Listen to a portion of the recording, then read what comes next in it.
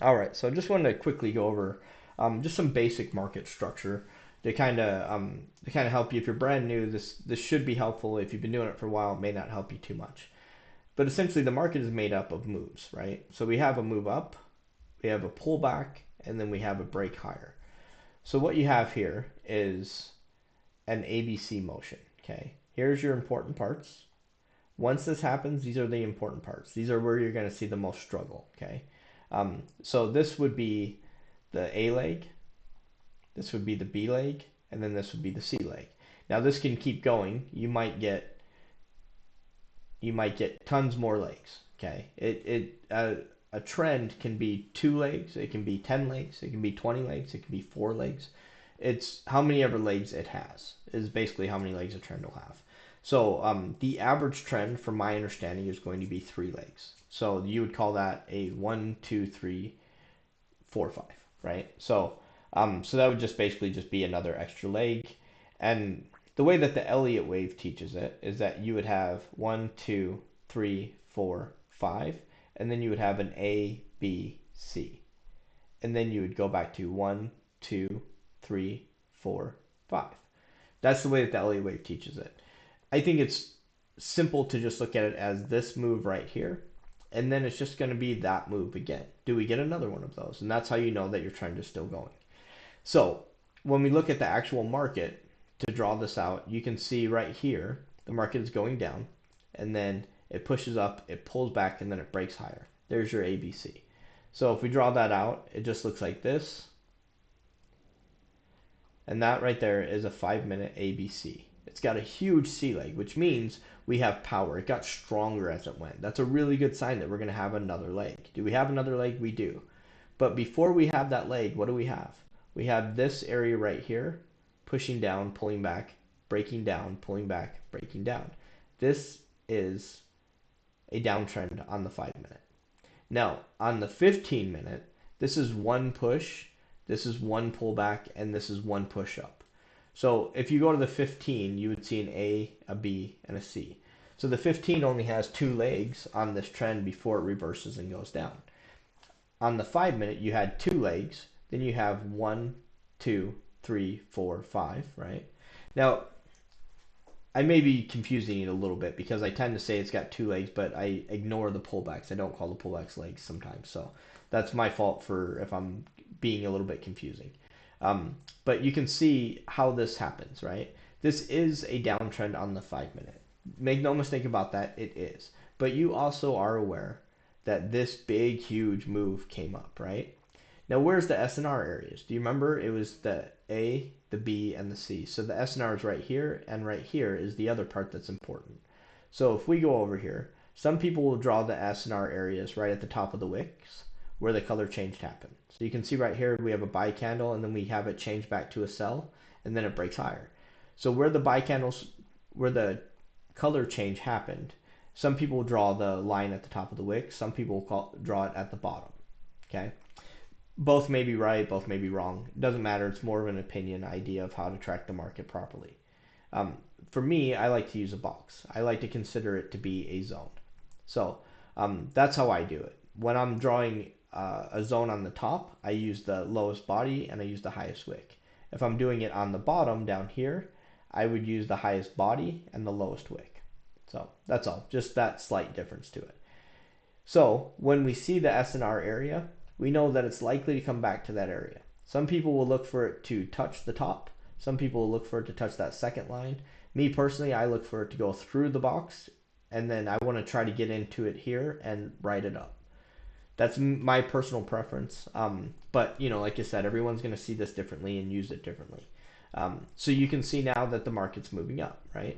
Now next, the market's going to push down, pull back, and then it's going to break. Inside here, we have a range, okay? Now the way to track this properly is that if you go down here and draw your zone, and you say, okay, we have a push down, and then he has a pullback, right? He has a pullback right here. He tries to go, he can't go. Pulls back, he can't get higher. Goes down, can't get lower. Pulls back, can't go higher, and then finally breaks down. So you have yourself a little range inside here, okay? But at the end of the day, this is still plain and simply an A, a B, and a C. That's ultimately what it is. The reason, what you're going to see in between there though, is that the 15 is now fighting there. Okay. That's why it looks so weird and so long and all that. It's because the 15's involved. He's also trying to sell. So you have the 5 minute pushing down here, and then you have the 15 minute involved. This move right here, the 15 doesn't even see this. It doesn't know that it happened. Only the 5 minute can see it. Now, on the 15, you're going to see like a wick form. You're going to see these types of movements, but it's not going to show that holding spot because it's fast. Here it's slow. It takes a long time for it to happen, so we know the 15 can see it.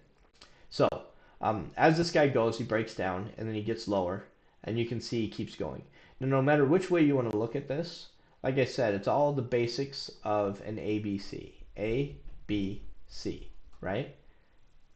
It's pretty simple. That's the market in a nutshell, over and over and over. A, B, C. That's all it is, okay? Now, what you're looking for as a seller is you're looking for that to keep going. As long as it keeps going, you know that you still have an active trend. Now, here you see it's coming down, it's coming down. Then we finally have an area where the buyer pushes up right here and goes up.